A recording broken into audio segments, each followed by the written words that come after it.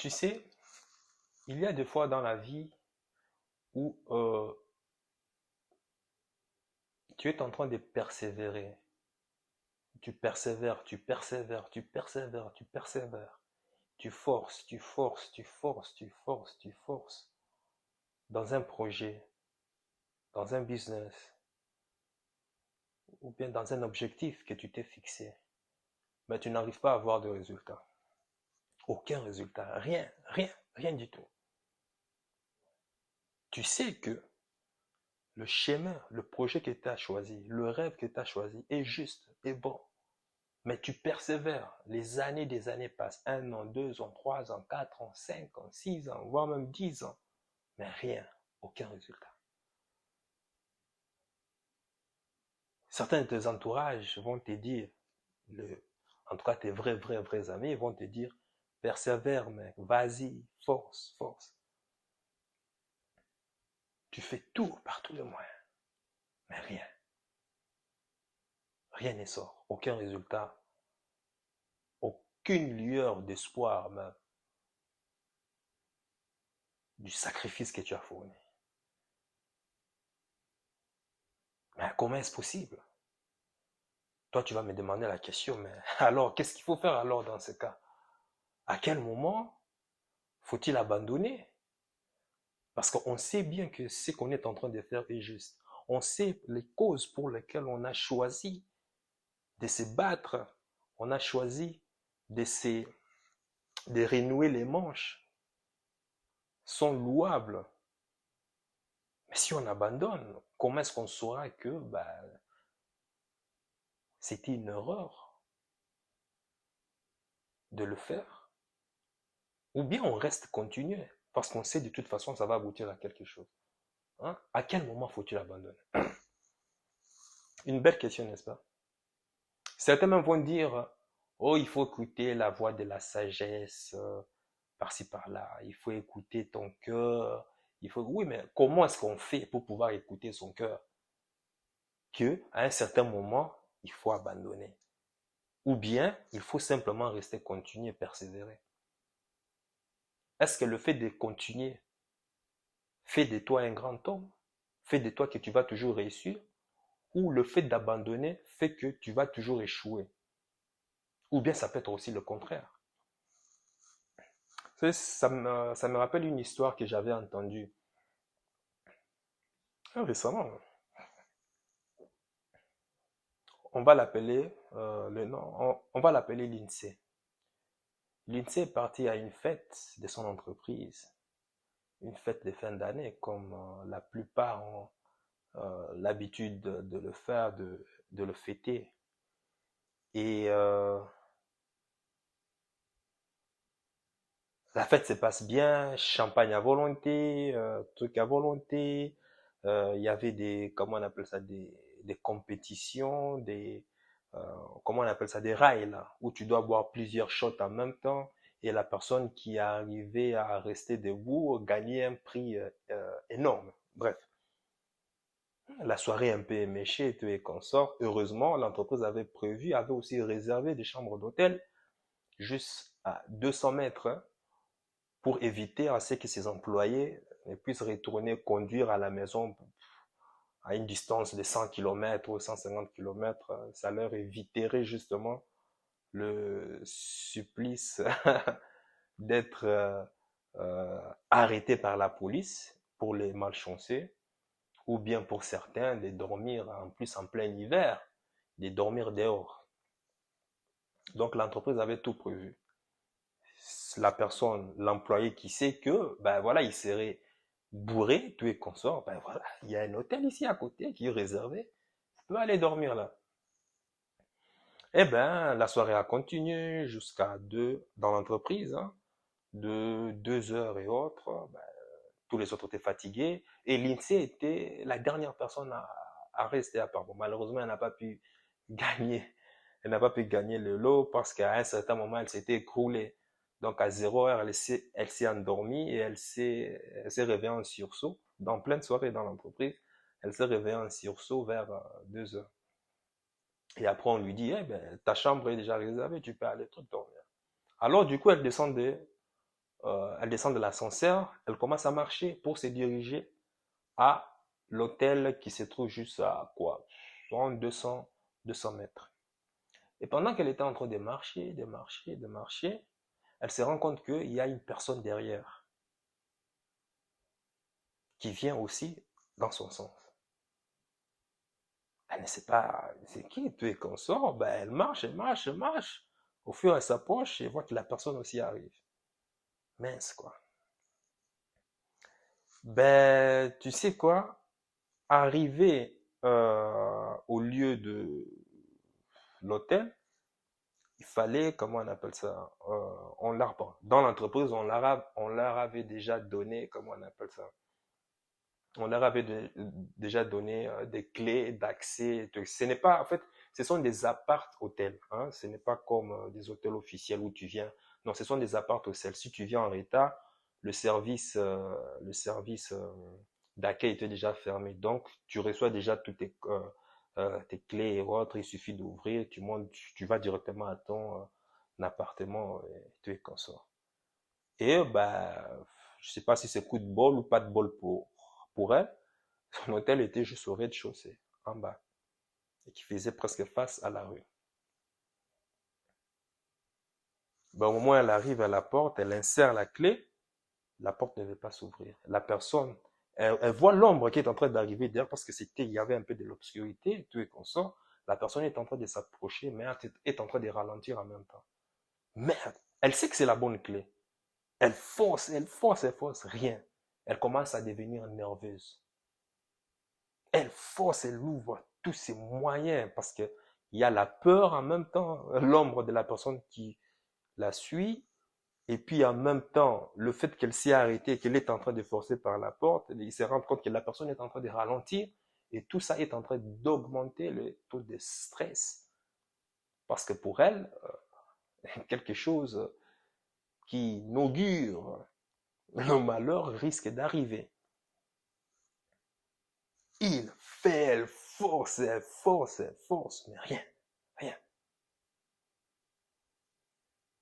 À votre place maintenant. La personne qui était juste là commence à s'approcher. La personne est juste là à quelques mètres. Devant la porte, il y avait une petite lumière et pour éviter que la personne ne soit vue, la personne est restée un peu en retrait. Et l'INSEE qui est là, qui est en train de voir ça, il dit, mais l'INSEE est en train de crier. Au secours! Au secours!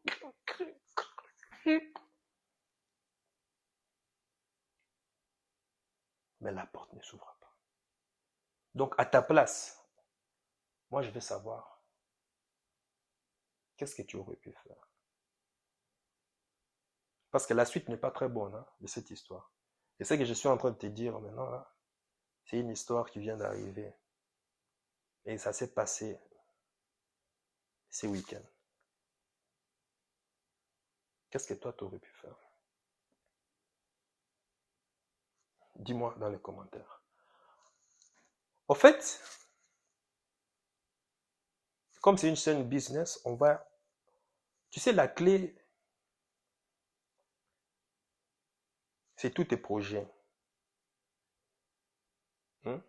Est-ce que une clé qui n'arrive pas à ouvrir une porte veut dire forcément qu'il faut forcer pour ouvrir la porte dont... La porte, c'est quoi? La porte symbolise simplement le résultat du projet que tu veux avoir. Là où tu veux être.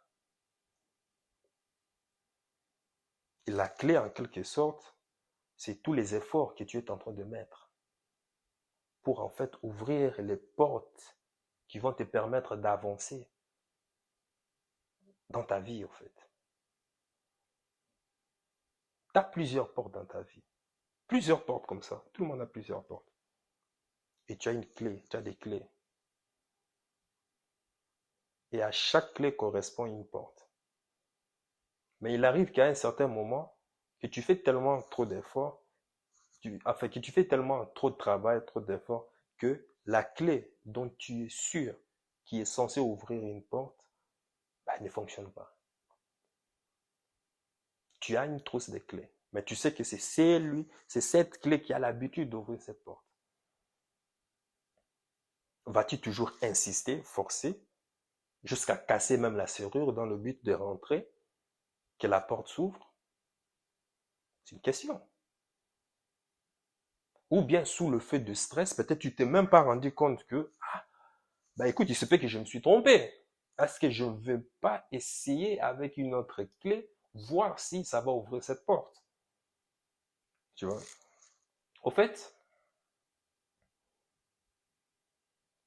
c'est de là d'où je reviens, hein. C'est pour ça que je pris cette histoire avec le début. Parce qu'il y a des fois dans la vie, hein, tu vas te lancer dans une activité que tu aimes bien. Mais malheureusement, ce n'est pas nécessairement ce dont tu aimes bien qui va te permettre d'exploser, qui va te permettre de réussir, qui va te permettre d'impacter le monde.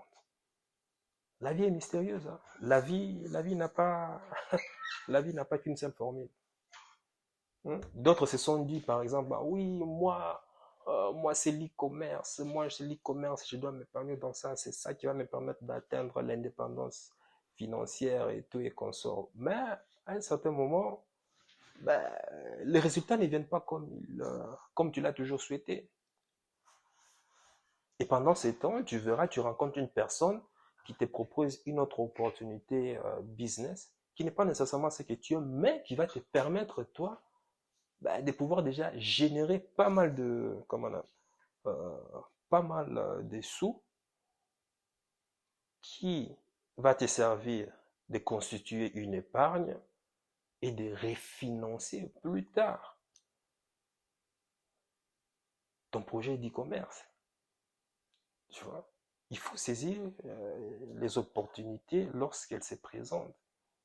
Mais ces opportunités ne seront pas forcément ce dont toi tu aimes. C'est comme une personne qui dit, bah, moi, je vais lancer une entreprise de construction. Oui, c'est bien de lancer une entreprise de construction, mais tu te rends compte que, ben voilà, il n'y a pas d'appel de projet.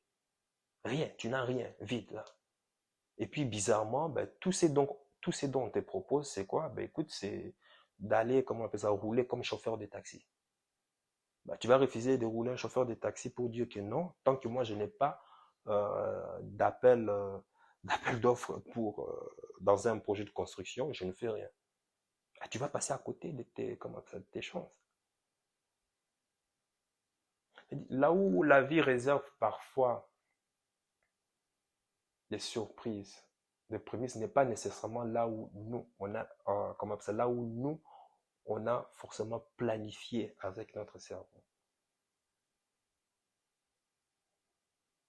C'est pour cela que j'ai dit que abandonner ne veut pas dire nécessairement échouer. Tu peux abandonner ton projet d'initial pour embrasser un autre projet qui servira simplement de tremplin en attendant de pouvoir te reconstituer, de pouvoir rétablir des bases solides qui peut-être plus tard, je ne sais pas, tu peux retourner sur ton projet initial ou même pas sur ton projet initial, tu vas te rendre compte que waouh, le nouveau projet que tu as embrassé est encore plus excitant que ce que toi tu imaginais faire. Regarde Dwayne Johnson, le rock, de Rock Johnson. Son rêve était de devenir footballeur professionnel. Malheureusement, il a été recalé je ne sais combien de vingtaines de fois. Jusqu'à ce qu'il a eu un problème à la, comment on appelle ça, je ne sais pas s'il avait eu un problème à la clavicule ou quoi. Enfin, je ne sais pas hein, s'il avait un problème à la clavicule, je pense pas. Mais il a toujours été recalé. Pourtant, c'était son rêve. Il a travaillé dur, dur, dur. À chaque fois qu'il s'est présenté à la compétition, on le mettait toujours de côté. Inapte, inapte, inapte, inapte. Pourtant, c'était son rêve.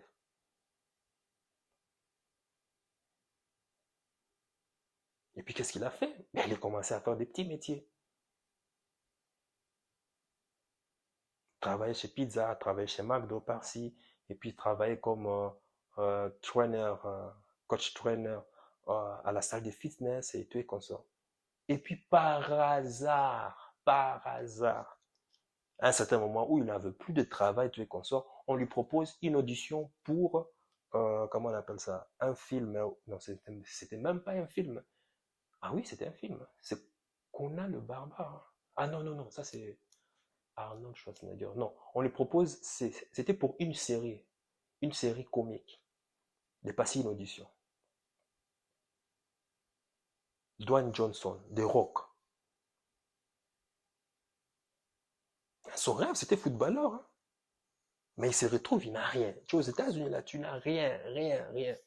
Tu es en train toujours de transiter des boulots, des boulots en boulot. En attendant que ben, la porte où tu espères que ben, voilà, ton étoile dont tu as planifié ne puisse, ne puisse s'éclairer. Mais qu'est-ce qu'il a fait? Ben voilà. Comme on le recalait tout le temps au club de football, ben, qu'est-ce qu'il a fait? Il a choisi, comment on appelle ça, de passer l'audition en espérant avoir un petit boulot qui lui rapporte un tout petit peu et autres.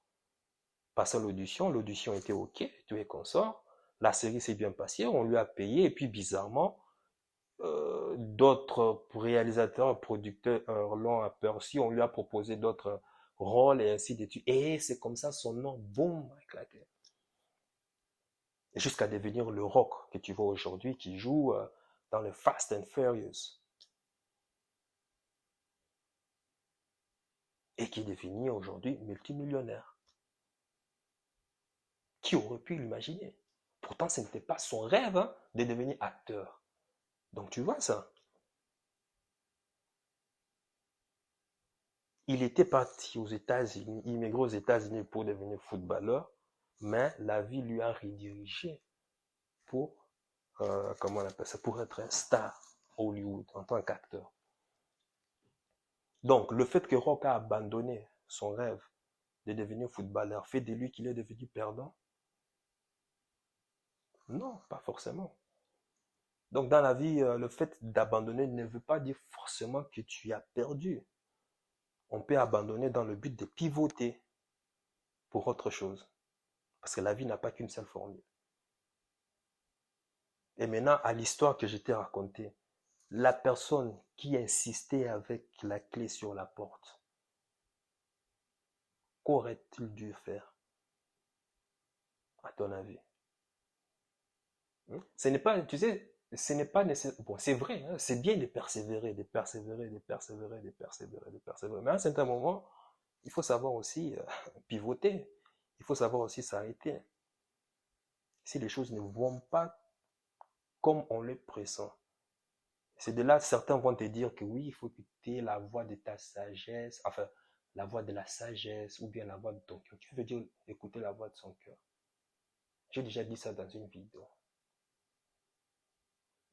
Il y a une chose que tu dois savoir lorsque tu es à la poursuite d'un projet ou de quelque chose que tu souhaites faire, être ou avoir et que tu estimes que wow, ce que je suis en train de faire, ce que je suis en train de poursuivre est juste.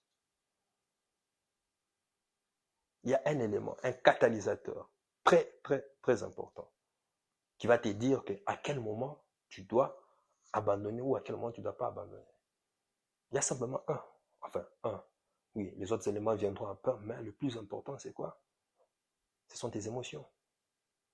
Comment est-ce que tu te sens? Ah, ce n'est pas les éléments externes, hein. Ce n'est que toi. Comment est-ce que tu te sens? Et quand je te parle de comment est-ce que tu te sens, ça veut dire, est-ce que tu as toujours la même fréquence d'émotions qui t'animait au moment où tu as débuté ton projet, au moment où tu as débuté, tu as commencé ton rêve, ton travail, et maintenant, est-ce que la fréquence de cette joie, de cette excitation a toujours la même intensité ou pas? Si tu te sens bien, tant mieux, continue. Ça veut dire que ce que tu fais est toujours juste.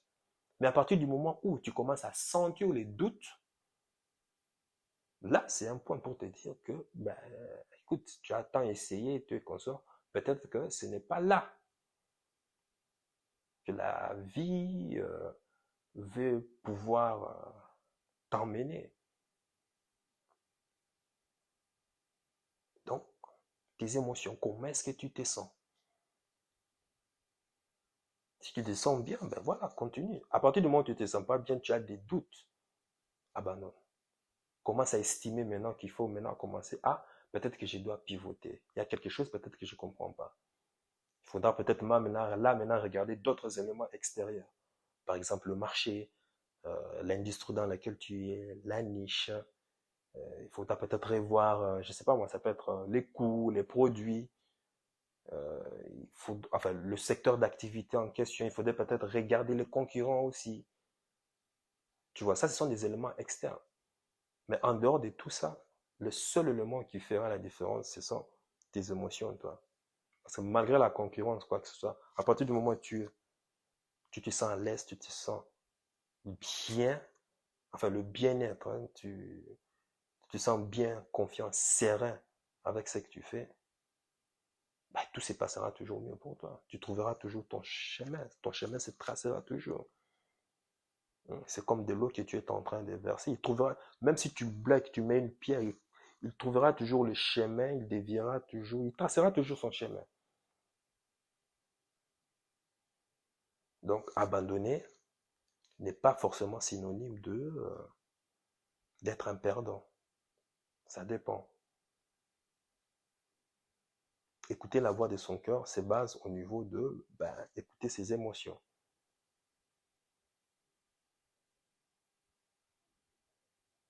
Il faut savoir déterminer les émotions de l'activité que tu as entrepris.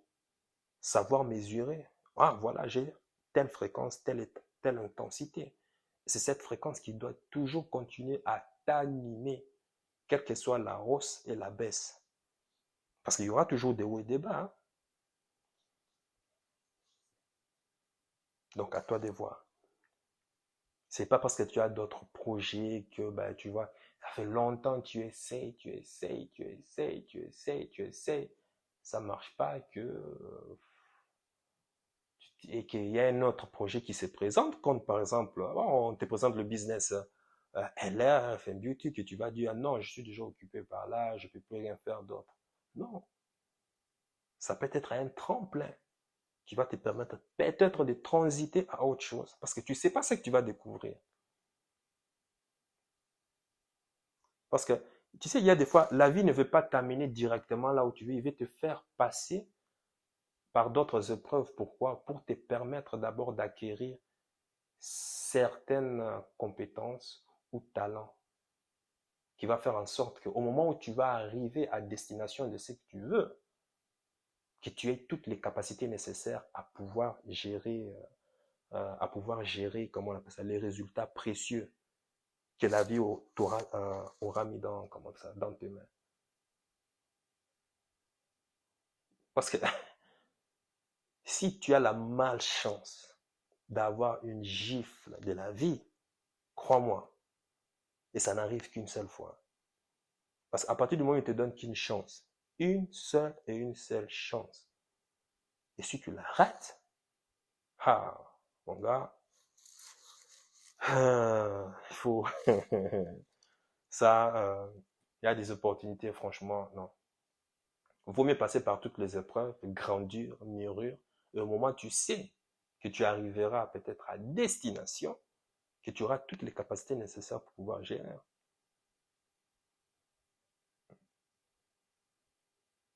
Aujourd'hui, par exemple, on peut te mettre l'or, par exemple, sur tes yeux, là. On te dit que ça, c'est l'or. Comment sauras-tu que ça, c'est l'or? Tu sais même pas. On va te présenter, comment on appelle ça, le coltan. On va te dire que ça, c'est le coltan. Vas-y, va vendre ça. Comment est-ce que tu vas le faire? Pourtant, c'est de l'argent. Hein. Le GSM, des caméras que tu utilises, tu es comme ça vient de là. Et tu sais combien tu payes un GSM? Le nerf de la guerre aujourd'hui, c'est ça. Toutes les, comment on les appelle, ces puces électroniques. Hein. C'est ça le nerf de la guerre. Mais si on te présente ça, voici le coltan. Arriveras-tu à définir, à déterminer, hey, ça c'est le coltan, ça c'est un truc à or, ça. Tu ne sauras pas. Donc tu dors peut-être sur des recherches que tu ne connais même pas. Pourquoi? Parce que tu n'as pas la compétence nécessaire pour pouvoir déjà évaluer, analyser ce que tu as comme ressources précieuses autour de toi. Voilà pourquoi tu dois passer par certaines épreuves. Et on te fera passer peut-être par d'autres jobs que tu n'aimes nécessairement pas, mais qui va te permettre d'acquérir peut-être une compétence qui va te servir plus tard, où tu vas même briller sans le savoir. Voilà, c'était ça mon message. Et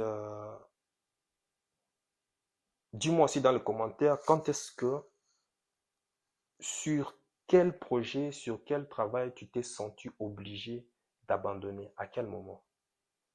Et puis par rapport à l'histoire, j'attends toujours la réponse, hein. Parce que l'histoire s'est mal finie. Ça s'est passé ce week-end. Donc, voilà, qu'aurais-tu fait? J'attends ta réponse. Sache que ton cœur sait déjà ce que ton cerveau essaie de comprendre. Suis la voie de ton cœur. Il connaît déjà le chemin.